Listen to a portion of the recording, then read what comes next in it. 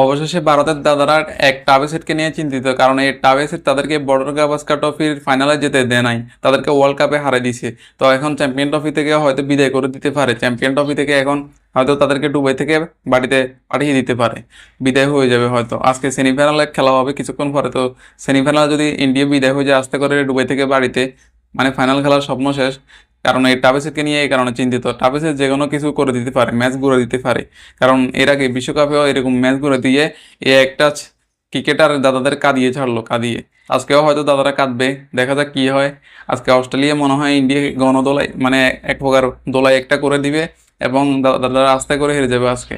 এটাই মনে হচ্ছে, সবাই তো এখন এটাই বলতেছে যে আজকে ইন্ডিয়া হারবে এবং দুবাই থেকে বিদায় নিবে, কারণ এতদিন আরামায়েশ করে দুবাইতে খেলতেছে, সেটার একদম অবস্থা খারাপ করে দিবে আজকে অস্ট্রেলিয়া। কারণ অস্ট্রেলিয়া সেখানে অলরেডি চলে গেছে দাদাদেরকে হারানোর জন্য। অস্ট্রেলিয়া এখন একটা ক্রিকেটারকে নিয়ে দাদারা এখন চিন্তিত, তারা এখন মনে মনে ভাবতেছে যে কোনোভাবে যদি এর টাবে সেট ইঞ্জুরি হয়ে যেত, মানে তাহলে একটু ম্যাচ জেতা সহজ হয়ে যেত। কিন্তু দেখা যাক কি হয়, নাকি টাবে সেটকে আউট করে দিতে দাদারা, কি করা হয় আসলে দেখা যাক। ম্যাচটা জমে ক্ষীর হয়ে যাবে।